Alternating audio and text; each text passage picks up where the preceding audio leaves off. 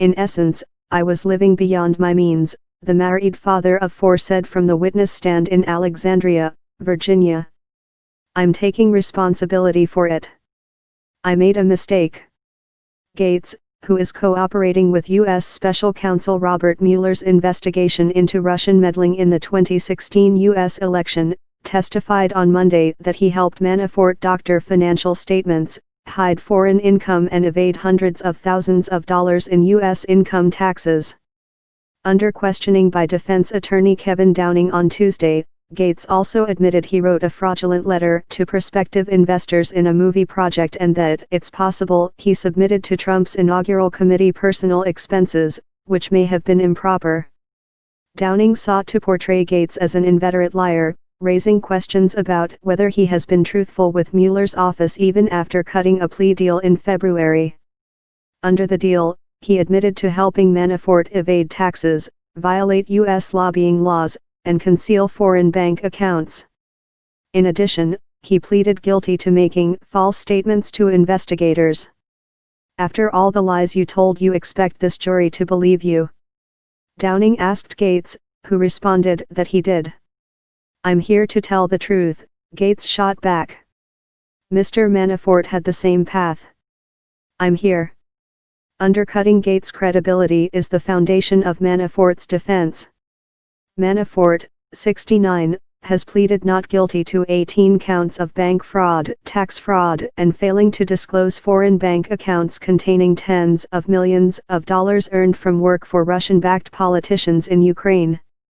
Gates made numerous damaging admissions during cross-examination. Gates admitted to stealing from Manafort, but he said he did not know how much money he took. Looking at a ledger listing nearly $3 million in transactions, he was unable to say which ones were legitimate and which ones he initiated with false expense reports. Downing also pressed Gates about creating fake and phony invoices to trigger payments to himself from Manafort's accounts in St. Vincent and the Grenadines.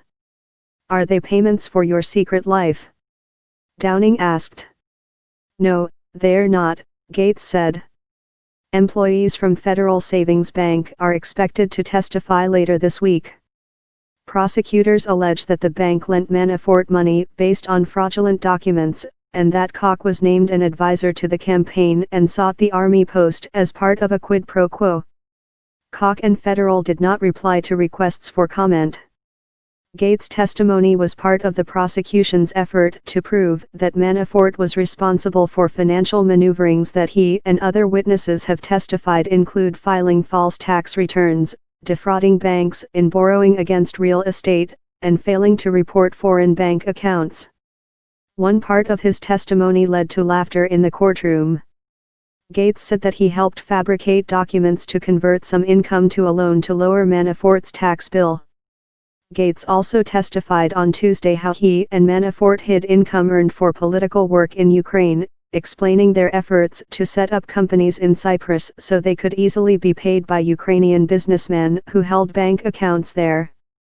Prosecutors showed contracts laying out that Manafort would be paid $4 million a year in quarterly installments of $1 million, all channeled through Cyprus.